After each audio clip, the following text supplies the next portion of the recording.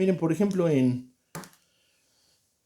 la materia procesal civil, pues para el valor jurídico de las pruebas se tienen varias reglas, ¿verdad? Vamos a platicar algunas, pero parten de eh, un principio dirigido hacia el juzgador, que él debe privilegiar la verdad real sobre la verdad formal.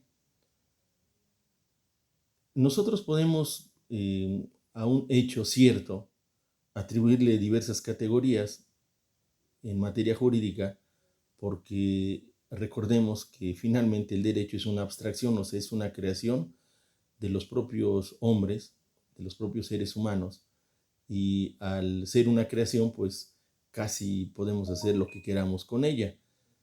Se los digo porque cuando hablamos de la verdad formal, de la verdad real, pues pudieran ustedes incorporar otras categorías, ¿verdad? De verdades, verdad histórica, etcétera. Sin embargo, este, ¿a qué nos referimos cuando hablamos de la verdad formal? Lo que hay en las actuaciones. A eso nos referimos. O sea, las actuaciones judiciales, lo que hay en el expediente, es la forma como se desenvolvió en el proceso.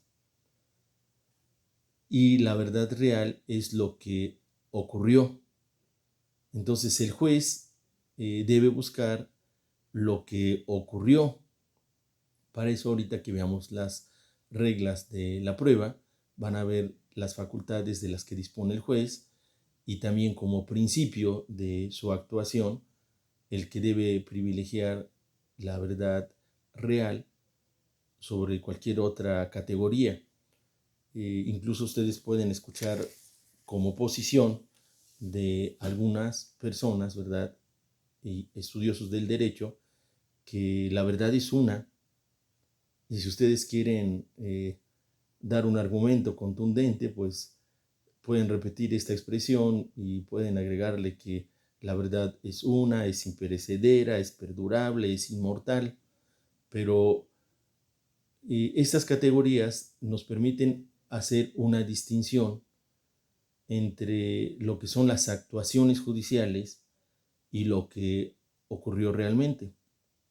Entonces, acá el primer postulado dentro de la valoración de las pruebas es que la intención del juez, fuera de lo que haya en las propias actuaciones, debe ser encontrar la verdad real, es decir, lo que ocurrió realmente. Ahora, si nosotros reconocemos un hecho eh, en cualquiera de las actuaciones o en el desahogo de la prueba, declaración de partes de hechos propios o ajenos, pues este reconocimiento hace prueba plena en nuestra contra en materia procesal civil. Qué bueno que nosotros dijéramos, oye, pues es que yo quiero confesar esto, y que pretendiésemos que el valor de esa confesión de algún hecho que nos beneficia también tuviese valor probatorio pleno. Pero en materia procesal civil no. En materia procesal civil, el reconocimiento que nosotros hagamos tiene valor probatorio pleno de las cosas que a nosotros nos pueden perjudicar. De las cosas que nos benefician, entonces quiere decir que tenemos que demostrarlas por otro medio. Y en este mismo sentido, los documentos privados que reconozca su autor también hacen prueba plena, ¿verdad? Y los documentos públicos, o sea, los que son expedidos por autoridades en ejercicio de sus funciones, pues hacen prueba plena, mientras no sean objetados o declarados de falsedad. Entonces, vean, estas son reglas específicas de la materia procesal civil. Cuando nosotros pensamos qué pruebas voy a ofrecer, pues si ustedes tienen un documento público que hace prueba plena, pues sobre determinado hecho, quiere decir que ya no vamos a tener que estarlo complementando por otro medio de prueba. Los testigos, ¿verdad? Hacen, de los testigos, el juez tiene que analizar si conocen el hecho directamente, si no tienen una causa de impedimento, que pudieran ser familias, a menos que sea, o familiares, sea el tema en materia de la propia familia, que son quienes más se dan cuenta, pero si estamos en el campo solo del derecho procesal civil, bueno, el juez analiza que no sean familia, que no tengan un interés, que no tengan un impedimento, y si conocen el hecho, coinciden en las circunstancias esenciales, aunque difieran en las accesorias, pues el juez les va a dar un valor probatorio, pero es en conciencia del juez. O sea, aquí se aplica el sistema de la sana crítica, porque respecto de un mismo hecho puede haber dos testigos del actor y dos testigos del demandado que digan eh, versiones opuestas, uno la del actor y el otro la del demandado. Entonces, en este caso, el juez analiza la prueba y le atribuye el valor jurídico en conciencia, ¿verdad? O sea, revisa que conozcan el hecho, que no tengan impedimento, pero después analiza cada una de las declaraciones, ¿verdad? Si hay un solo testigo, pues su valor es indiciario, es una presunción humana y le da valor siempre y cuando no haya sido desvirtuado por otro medio de prueba. Entonces, así es como el juez va valorando las pruebas, y como nosotros también vamos sabiendo qué pruebas son las pruebas que nosotros vamos a presentar. Si se presenta un dictamen pericial, pues el juez lo analiza de acuerdo a su origen, y es una prueba que ofrece el actor o el demandado y hay otro perito en contra. Y puede ser que, para aclarar, como vamos a ver al desarrollar la prueba del dictamen pericial, haya incluso un tercero en discordia. Entonces, el Código de Procedimientos le dice al juez que debe valorar la prueba por su origen, ¿verdad? ¿De quién proviene? Quiere decir que acá nosotros, como partes en el juicio, debemos presentar al perito que justifique un mejor origen o una mejor preparación.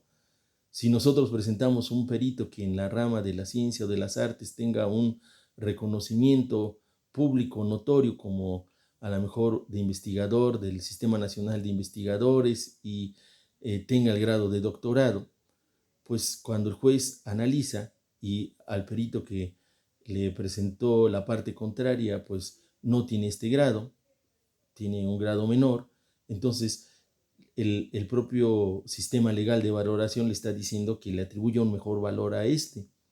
Pero lo que tiene que analizar, además del origen, pues es el dictamen en sí.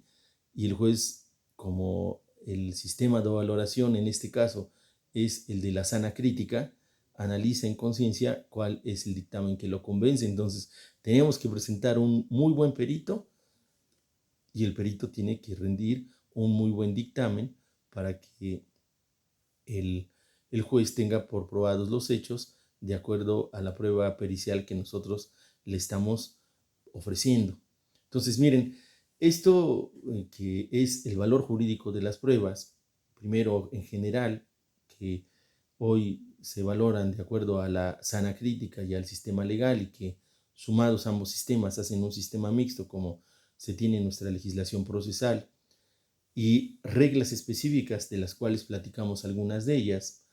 Hay un código en nuestro Código de Procedimientos Civil, un capítulo, perdón, en nuestro Código de Procedimientos Civiles que a detalle hace mención al valor jurídico de las pruebas, pues nos van a permitir a nosotros decidir qué pruebas ofrecemos. Ahora, ¿qué es lo que nos va a dar una mayor claridad? Pues lo que se tiene que probar en este punto. O sea, ¿qué pruebas vamos a ofrecer nosotros? Esa es la pregunta que nos hacemos cuando ya vamos a seleccionar nuestras pruebas. Miren, en general, solo se prueban los hechos, o sea, no se prueba el derecho. Acuérdense que solo se prueba el derecho cuando esté basado en leyes de otros países. O sea, nosotros no vamos a probar el derecho que estemos argumentando, o sea, no vamos a tener que presentar ningún código, nada. Solo vamos a probar los hechos, pero ¿cuáles son los hechos? Fíjense bien. Lo que dice el actor en su demanda y lo que dice el demandado en su contestación, que tengan relación con su acción el actor y con su excepción el demandado. O sea, los hechos constitutivos de la acción y los hechos constitutivos o en los que se fundan las excepciones. ¿Qué quiere decir esto? Los hechos en los que está fundada la litis, o sea, lo que dice el actor y lo que contradice el demandado. Eso es lo primero que nosotros tenemos que probar. Los hechos, no tenemos que probar el derecho. Ahora, fíjense bien, hay hechos que puede decir el actor o que puede decir el demandado y que, o contradecir el demandado que no se tiene que probar. Los hechos negativos, cuando el demandado niega, pues no lo tiene que probar. Pero ya platicamos nosotros cuando vimos la contestación de la demanda que a menos que la negativa implique tácitamente una afirmación, entonces sí se tendrá que probar. ¿Cómo explicamos esto? Si nosotros como actor decimos que nos debe y el demandado nos dice que no debe, pues nosotros como actor tenemos que probar que nos debe y el demandado estaría exonerado de probar si dice que no debe. Pero si lo que dice el demandado es ya no debo, esta negativa implica tácitamente la afirmación de que ya pagó. Entonces, en ese caso sí tendría que probar el demandado esta afirmación tácita de que ya pagó. Entonces, fíjense, en general, los hechos negativos no se tienen que probar. O sea, solo se tienen que probar las afirmaciones. Pero cuando la negación implica una afirmación, entonces sí la tenemos nosotros que probar. Ahora, ¿qué no tendríamos nosotros que probar? Pues los hechos que sean públicos y notorios, sabidos de todos. ¿Entre cuáles se encuentran estos hechos? Pues los hechos que sean propios de fenómenos naturales. No vamos a estar poniéndonos a probar que determinado día hizo erupción el Popo, que determinado día hubo un temblor, que tampoco vamos a probar nosotros un hecho histórico. Eso no es necesario probar.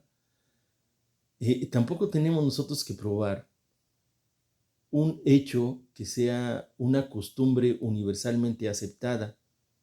O sea, no quiere decir universalmente aceptada que sea aceptada en todo el mundo. Quiere decir universalmente aceptado en el lugar donde se lleva a cabo esa disputa. Por ejemplo, si ustedes, y aquí en México, sabemos que el día 12 de diciembre se celebra la Virgen de Guadalupe. Aunque no es un día inhábil, sabemos que ese día es una celebración. No tenemos que estar nosotros demostrando ese hecho porque es una costumbre universalmente aceptada en nuestro medio. O lo que se celebra, ahorita viene el 1 y 2 de noviembre, la celebración de Todos Santos. No lo tendríamos que estar nosotros probando. Los hechos que son notoriamente públicos no los tenemos que probar. Cuando sobre un hecho no se suscita controversia, acuérdense que de acuerdo a las reglas de la contestación de la demanda, pues se entiende ese hecho aceptado y ya no se tiene que probar. O sea, si nosotros sobre un hecho contestamos con evasivas, pues entonces se entiende que le estamos negando, pero si no suscitamos explícita controversia, pues entonces, si no suscitamos explícita controversia, pues ya no se tiene que probar porque es un hecho que de acuerdo a las reglas de la contestación ya fue aceptado por el demandado, ya no se tiene que probar. Solo se prueban los hechos controvertidos.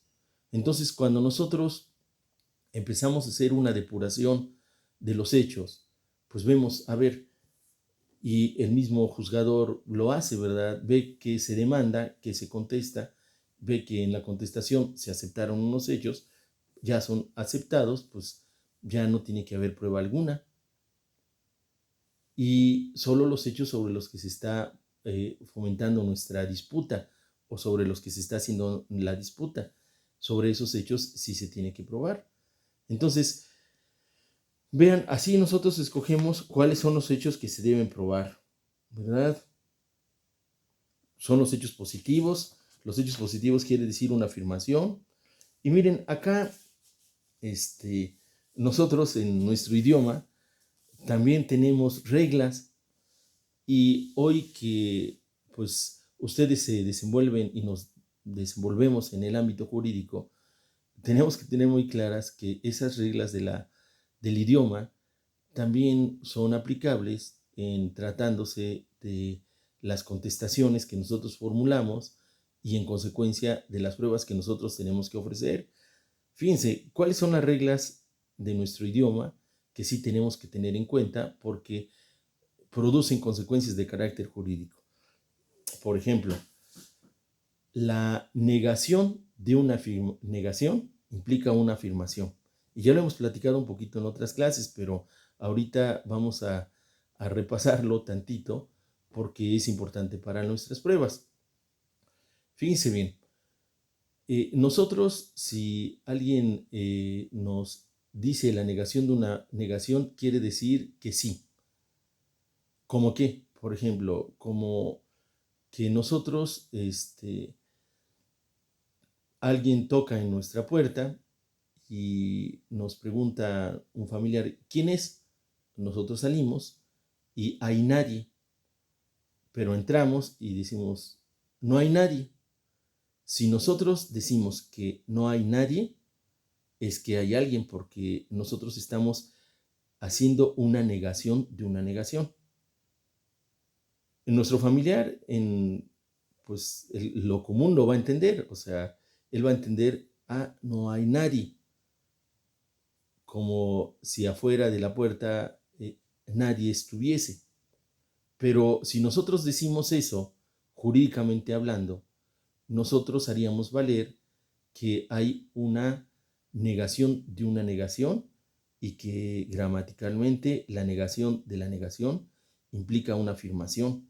Si nosotros nos preguntan, oye, ¿hubo alguien que se diera cuenta? Y decimos, no hubo nadie que se diera cuenta, estamos haciendo una negación de una negación. Y si esto lo hacemos en una declaración judicial, pues nosotros pedimos que se tenga por expresado que la persona que contestó estuvo o dijo que hubo alguien, porque dijo, no hubo nadie. Yo les decía a manera de broma, cuando alguien le pregunta, una pareja le pregunta a su pareja, oye, ¿me has engañado? Y la pareja dice, nunca jamás. Si lo que queremos hacer es reforzar que no se le ha engañado, basta con decir jamás o decir nunca, porque si dicen nunca jamás, es que sí, es la negación de una negación. Entonces acá, cuando nosotros hacemos también la selección de las pruebas y la calificación de lo que están contestando, si la persona nos dice, si nosotros le decimos me debes y nos dice nunca jamás, pues quiere decir que sí. O si simplemente con que diga no, no debo, pues no, no debo, es la negación de una negación y la negación de esa negación implica una afirmación. Bueno, entonces esas reglas de la prueba, también del idioma, también nosotros las analizamos en la contestación, porque si con motivo de la regla del idioma, la persona negó una negación, pues entonces es que aceptó. Entonces nosotros ya no tendríamos que presentar alguna prueba.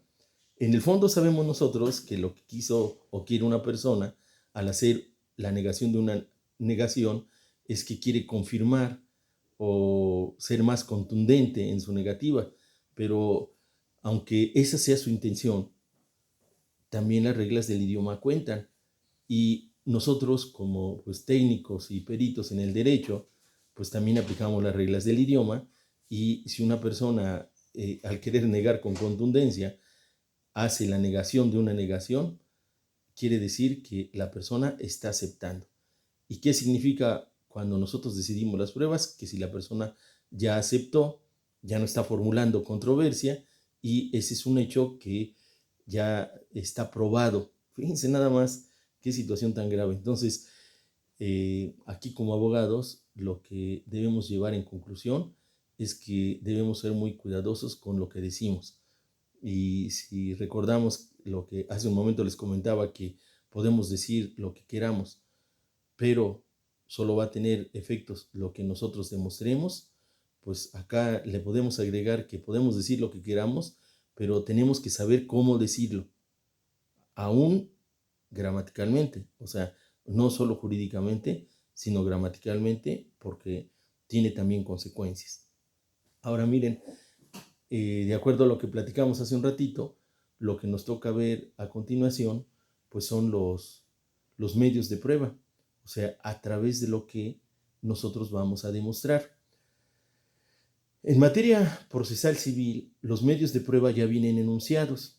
En algunas otras ramas del proceso, pues se deja una apertura para los medios de prueba, pero aquí ya vienen enunciados los medios de prueba.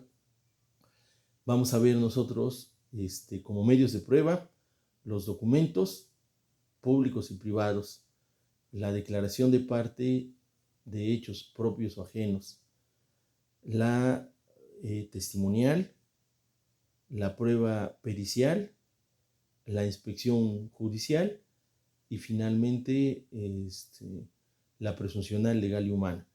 Y dentro de la documental vamos a ver las fotografías y los medios que nos aporta la ciencia, la ciencia, pero que tienen, para enterarnos de su contenido tenemos que usar algún otro elemento. Entonces, eso los vamos a ver a partir de la próxima sesión. Entonces, lo primero que vamos a ver es la prueba documental.